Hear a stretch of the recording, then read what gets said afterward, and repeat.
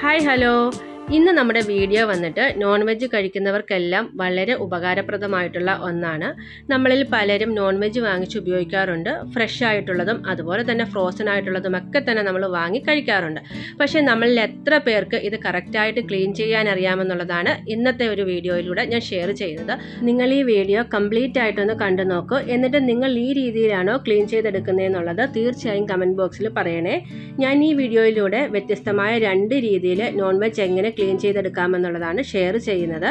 നമുക്കൊക്കെ അറിയാം, നോൺ വെജിനുള്ളിൽ ഒരുപാട് വിഷാംശങ്ങളും അതുപോലെ തന്നെ കീടാണുക്കളും ഒക്കെ ഉണ്ടാകാറുണ്ട്. നമ്മൾ കറക്റ്റായ രീതിയിലല്ല ക്ലീൻ ചെയ്തെടുക്കുന്നതെന്നുണ്ടെങ്കിൽ ഒരുപാട് ഹെൽത്ത് ഇഷ്യൂസിന് അത് കാരണമാകാറുണ്ട്. അപ്പം നിങ്ങൾ ഈ ഒരു വീഡിയോ കണ്ടതിന് ശേഷം ഉപകാരപ്രദമാകുന്നു എന്ന് തോന്നുന്നുവെങ്കിൽ തീർച്ചയായും ഫ്രണ്ട്സിനും ഫാമിലിക്കും ഒക്കെ ഒന്ന് ഷെയർ ചെയ്യണം. ഞാൻ ഈ വീഡിയോയിലൂടെ ചിക്കൻ ക്ലീൻ ചെയ്യുന്നതാണ് കാണിക്കുന്നത്. നമുക്ക് ചിക്കൻ മാത്രമല്ല എല്ലാ നോൺ വെജും ഈ ഒരു രീതിയിൽ ക്ലീൻ ചെയ്തെടുക്കാവുന്നതാണ്. മട്ടൻ ആയാലും ബീഫായാലും ഒക്കെ തന്നെ ഈ ഒരു രീതിയിൽ നമുക്ക് ക്ലീൻ ചെയ്തെടുക്കാവുന്നതാണ്. മിക്കവാറും ആളുകൾ നോൺ വെജുകൾ ക്ലീൻ ചെയ്തെടുക്കുന്നത് 1-2 വെള്ളത്തിൽ അതിൻ്റെ ബ്ലഡിൻ്റെ അംശമൊക്കെ ഒന്ന് പോകുന്നത് വരെ കഴുകിയതിന് ശേഷം അതിനുള്ളിലുള്ള നെയ്യൊക്കെ ഒന്ന് കട്ട് ചെയ്തതിന് ശേഷം കറി വെച്ചെടുക്കുകയാണ് പതിവ്. പക്ഷേ ഞാൻ അങ്ങനെയല്ല ചെയ്യുന്നത്. വളരെ വ്യത്യസ്തമായ 2 രീതിയിലാണ് ഞാനിവിടെ ക്ലീൻ ചെയ്ത് കാണിക്കുന്നത്. അപ്പോൾ നമുക്ക് ആദ്യം ഇതെങ്ങനെയാണ് ക്ലീൻ ചെയ്തെടുക്കുന്നതെന്ന് നോക്കാം. ആദ്യം നമുക്ക് വാങ്ങിക്കൊണ്ട് വരുന്ന നോൺ വെജ് അത് ഫ്രോസൺ ആയാലും ഫ്രഷ് ആയാലും ഇതുപോലെ കുറച്ച് വെള്ളം ഒഴിച്ചിട്ട് ഒന്ന് കഴുകിയെടുക്കാം. അതിലുള്ള ബ്ലഡിൻ്റെ അംശം ഒന്ന് കുറച്ച് പോകാനാണ് നമ്മൾ ഈ ഒരു രീതിയിൽ കഴുകിയെടുക്കുന്നത്. അതിനുശേഷമാണ് നമ്മൾ ഡീപ്പായിട്ട് നല്ല രീതിയിലൊന്ന് ക്ലീൻ ചെയ്തെടുക്കുന്നത്. ഞാൻ ഈ വീഡിയോയിലൂടെ ഷെയർ ചെയ്യുന്ന 2 രീതിയിൽ ഏതെങ്കിലും ഒരു രീതിയിൽ നിങ്ങൾ നോൺ വെജ് കഴുകിയെടുക്കുകയാണെന്നുണ്ടെങ്കിൽ അതിനുള്ളിലുള്ള വിഷാംശം ഒരു പരിധിവരെയൊക്കെ നമുക്ക് മാറ്റിയെടുക്കാനായിട്ട് പറ്റും. അതുപോലെ തന്നെ നമ്മൾ നോൺ വെജ് കഴുകുന്ന വെള്ളം ഇതുപോലെ സിങ്കിൽ കളയേണ്ടതിൻ്റെ ആവശ്യമില്ല. നമ്മുടെ വീട്ടിലെ കിച്ചൺ ഗാർഡൻ ഒക്കെ ഉണ്ടെങ്കിൽ, പ്രത്യേകിച്ചും കറിവേപ്പിലയൊക്കെ ഉണ്ടെങ്കിൽ അതിൻ്റെ മുകളിൽ ഒഴിച്ചു കൊടുക്കുകയാണെങ്കിൽ നല്ലൊരു വളമാണ് കേട്ടോ. ഞാൻ നേരത്തെ പറഞ്ഞല്ലോ, ഈ വീഡിയോയിലൂടെ 2 രീതിയിലാണ് നോൺ വെജ് ക്ലീൻ ചെയ്യുന്നത് കാണിക്കുന്നു എന്നുള്ളത്. അതുകൊണ്ട് തന്നെ ഞാൻ എടുത്ത ചിക്കൻ 2ആയിട്ട് മാറ്റിയെടുത്തിട്ടുണ്ട്. ഇനി നമുക്ക് ആദ്യത്തെ പാർട്ട് എങ്ങനെയാണ് ക്ലീൻ ചെയ്യുന്നതെന്ന് നോക്കാം. ആദ്യത്തെ രീതിയിൽ ക്ലീൻ ചെയ്യാനായിട്ട് നമുക്ക് വേണ്ടത് കുറച്ച് വിനെഗറാണ്. ഞാൻ 2 മൂടി വിനെഗർ എടുക്കുന്നുണ്ട്. ഈ 2 മൂടി വിനെഗർ നമ്മൾ എടുത്ത ചിക്കനിലേക്ക് ഇതുപോലെ ഒന്ന് ഒഴിച്ചു കൊടുക്കണം. അതിനുശേഷം നമ്മൾ ഏകദേശം ഒരു 10-15 മിനിറ്റ് നേരത്തേക്ക് ഈ വിനെഗർ ഒഴിച്ച വെള്ളത്തിൽ നമ്മുടെ നോൺ വെജ് മുക്കി വെക്കുകയാണ് ചെയ്യുന്നത്. ഇങ്ങനെ വിനെഗർ ഒഴിച്ച് നമ്മൾ ക്ലീൻ ചെയ്യുന്നത് കൊണ്ടുള്ള ഗുണം എന്താണെന്ന് വെച്ചാൽ നമ്മുടെ നോൺ വെജിനുള്ളിലുള്ള ബ്ലഡിൻ്റെ അംശം പെട്ടെന്ന് തന്നെ നമുക്ക് മാറ്റിയെടുക്കാനായിട്ട് പറ്റും. അതുപോലെ തന്നെ വിനെഗർ ഉപയോഗിക്കുന്നത് കൊണ്ട് തന്നെ നോൺ വെജിനുള്ളിലുള്ള കീടാണുക്കളൊക്കെ പെട്ടെന്ന് പോയി കിട്ടും. ഒപ്പം തന്നെ ബീഫ് പോലുള്ള ഐറ്റംസ് ഒരു 10-15 മിനിറ്റ് നേരത്തേക്ക് വിനെഗർ ഒഴിച്ച വെള്ളത്തിൽ മുക്കി വെക്കുമ്പോൾ നമ്മൾ കറി വെക്കുന്ന ടൈമിൽ നല്ല സോഫ്റ്റ് ആയിട്ട് കിട്ടാനും പെട്ടെന്ന് തന്നെ വേവിച്ചെടുക്കാനും നമുക്ക് കഴിയും. അപ്പോൾ നമുക്കൊരു 15 മിനിറ്റ് കഴിഞ്ഞതിന് ശേഷം ഇതൊന്ന് ക്ലീൻ ചെയ്തെടുക്കാം. ഇപ്പം ഏകദേശം 15 മിനിറ്റ് കഴിഞ്ഞിട്ടുണ്ട്. അതിനുശേഷം ഇതുപോലെ നല്ലതുപോലെ ഒന്ന് പ്രസ് ചെയ്ത് നമുക്ക് 2-3 വെള്ളത്തിൽ കഴുകിയെടുക്കണം. നമ്മുടെ വെള്ളം നല്ല തെളിർമയായിട്ട് വരുന്നത് വരെ നമ്മളൊന്ന് കഴുകിയെടുക്കണം. അതായത് നമ്മുടെ നോൺ വെജിനുള്ളിലുള്ള ബ്ലഡിൻ്റെ അംശം കംപ്ലീറ്റ് പോകത്തക്ക രീതിയിൽ വേണം നമ്മൾ കഴുകിയെടുക്കാനായിട്ട്. ഇപ്പം നിങ്ങൾക്ക് വീഡിയോയിൽ കാണുമ്പോൾ തന്നെ അറിയാം, നമ്മൾ ഒഴിക്കുന്ന വെള്ളം നല്ല തെളിർമയായിട്ട് തന്നെ കിട്ടിയിട്ടുണ്ട്. അതിനർത്ഥം നമ്മുടെ നോൺ വെജിനുള്ളിലെ ബ്ലഡിൻ്റെ അംശം എല്ലാം തന്നെ പോയിട്ടുണ്ട് എന്നുള്ളതാണ്. ഈ ഒരു രീതിയിൽ വേണം നമ്മൾ നോൺ വെജ് ക്ലീൻ ചെയ്തെടുക്കാനായിട്ട്. ഇങ്ങനെ ഞാൻ ക്ലീൻ ചെയ്തെടുത്തതിന് ശേഷം മാത്രമാണ് നോൺ വെജിനുള്ളിലെ നെയ്യൊക്കെ കട്ട് ചെയ്ത് മാറ്റുന്നത്. അതിനുശേഷം ഒന്നുകൂടി ഒന്ന് കഴുകിയെടുക്കാം.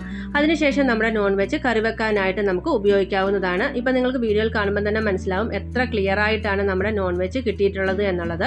ഇനി നമുക്ക് രണ്ടാമത്തെ രീതിയിൽ എങ്ങനെയാണ് നോൺ വെജ് ക്ലീൻ ചെയ്തെടുക്കുന്നതെന്ന് നോക്കാം. ഇനി നമുക്ക് ഈ നോൺ വെജ് സ്റ്റോർ ചെയ്യാനാണെങ്കിൽ ഒരു കണ്ടെയ്നറിലേക്ക് നോൺ വെജ് വെച്ചതിന് ശേഷം മുങ്ങി നിൽക്കത്തക്ക രീതിയിൽ വെള്ളം ഒഴിച്ചിട്ട് ഫ്രിഡ്ജിൽ സൂക്ഷിക്കുവാണെങ്കിലും കുറേ നാളത്തേക്ക് ഫ്രഷ് ആയിട്ട് തന്നെ സ്റ്റോർ ചെയ്യാനായിട്ട് പറ്റും.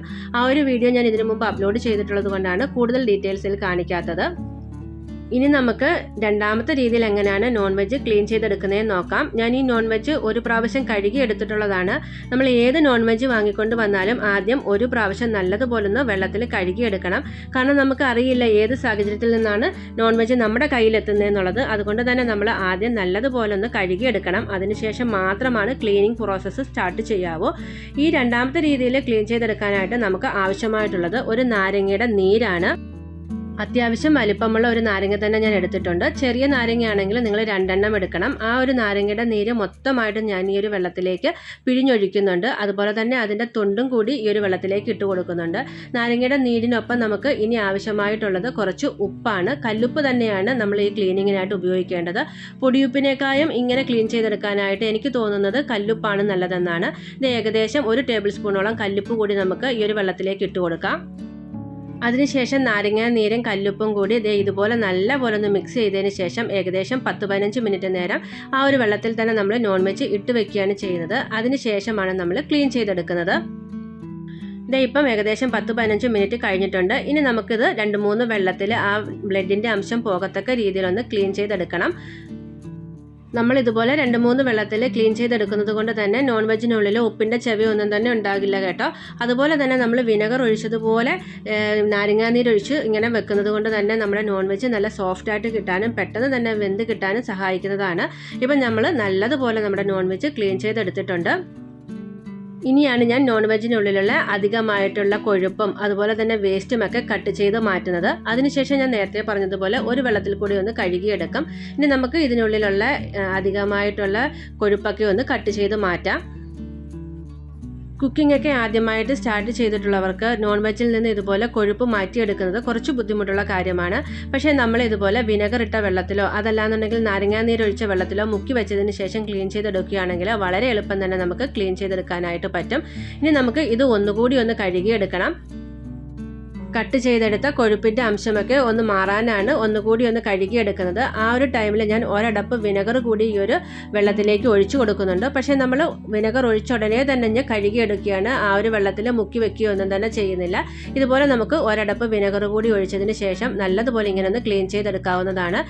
നോൺ വെജ് ക്ലീൻ ചെയ്തതിന് ശേഷമുള്ള ഒരു വലിയ തലവേദനയാണ് നമ്മൾ കട്ട് ചെയ്യാൻ ഉപയോഗിച്ചിട്ടുള്ള കട്ടിംഗ് പാഡും അതുപോലെ തന്നെ കിച്ചൺ സിങ്കും ഒന്ന് ക്ലീൻ ചെയ്തെടുക്കുക എന്നുള്ളത്.